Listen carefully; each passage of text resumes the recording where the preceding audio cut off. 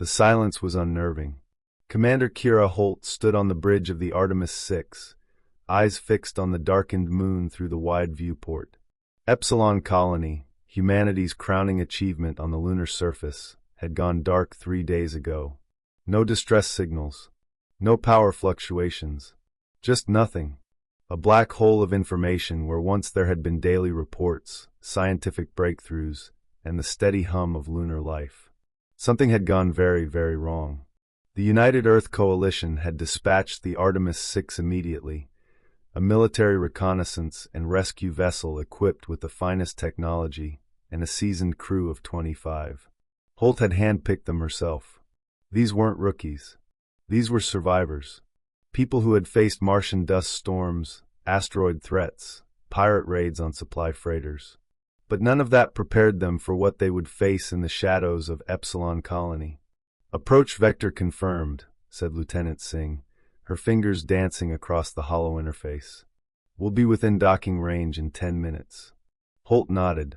"Alert the team. Full gear. No one goes in light." Below deck, the soldiers moved with trained precision.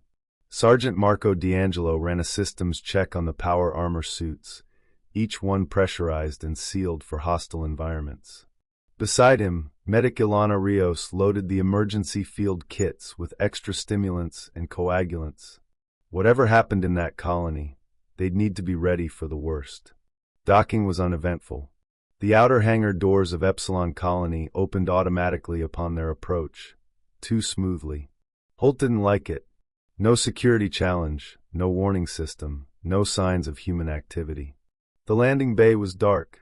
Flashlights swept over the once bustling terminal. Now it was strewn with overturned crates, streaks of black residue, and scattered tools. Not a soul in sight. "Something's off," whispered Private Keller, his voice barely audible over the comms. "No bodies," said Rios, kneeling to examine a trail of fluid that shimmered oddly under her light. "Just this secretion. It's not oil. Not blood either." They moved deeper into the colony. Hallways were eerily quiet.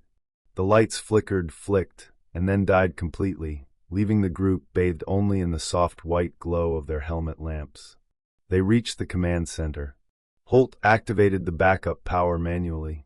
Consoles came to life, but the logs were corrupted, files overwritten with static, images blurred into digital noise.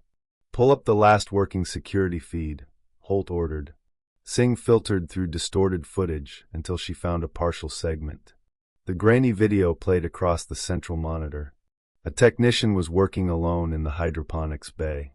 Suddenly, vents burst open and black, serpentine creatures, sleek, eyeless, with glistening exoskeletons and impossible speed, poured into the room. The technician screamed, barely able to react before the first creature lunged. The video cut out. "Oh my God," whispered Rios. "Xenomorphs," said D'Angelo grimly. "I've seen files on them. Genetic monsters. Engineered. But they were destroyed decades ago." "Apparently not," said Holt, tightening the grip on her plasma rifle. "They're here, and they've infested the colony." They split into 2 teams, standard procedure.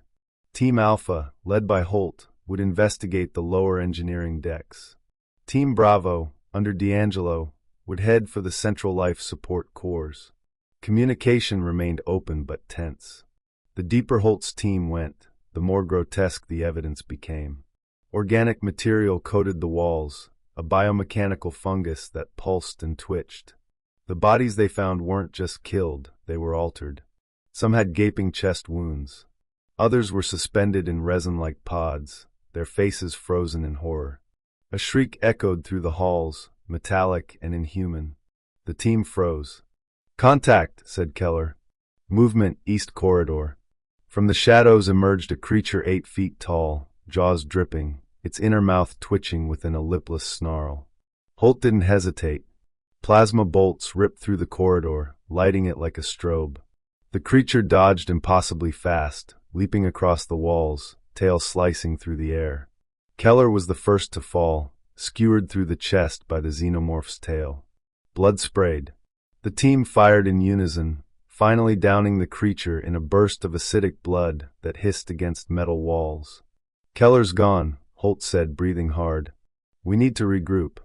Meanwhile, Team Bravo was not faring any better. They had reached the life support sector only to find it half overgrown with the same organic lattice. Eggs littered the floor, dozens of them. D'Angelo motioned for silence, his team stepping carefully. One of the eggs stirred. A flap opened with a wet squelch, and a spider-like facehugger launched upward. Private Hannah tried to scream, but it latched on instantly, wrapping around her face, its tail coiling around her neck. "Cut it off!" shouted D'Angelo. Rios pulled her knife but stopped. "You can't. It'll kill her.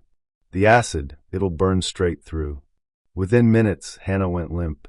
They tried removing it gently, but it wouldn't budge. They could only watch as the embryo inside her was implanted, helpless to stop the process. "Evac is not an option," Holt said over the comms. "We've got to shut this place down." "Agreed," D'Angelo replied. "The reactor core. We can overload it." "No survivors?" asked Singh. Holt shook her head. "If anyone's still alive in here, they're already dead." They reconvened at the central chamber, now barely recognizable, transformed into a grotesque hive. The Queen was waiting for them, towering, immense, and surrounded by crawling drones. The final battle was chaos. Plasma rifles, flamethrowers, sonic grenades, they used everything. Soldiers fell one by one. The Queen fought like a demon, intelligent and merciless. Holt and D'Angelo set the reactor to overload, then manually primed the failsafe. As the Queen lunged at Holt, D'Angelo tackled it, firing point blank. Acid blood splattered across his armor, sizzling through the plates. "Gio," he screamed. "Finish it!" Holt hesitated only a second before running, sprinting through collapsing corridors and smoke-filled chambers. The countdown ticked in her helmet display, 30 seconds. She reached the landing bay, launched the emergency shuttle, and flew clear just as the reactor exploded. The moon lit up with artificial sunrise, a blinding light that erased the colony in a matter of seconds.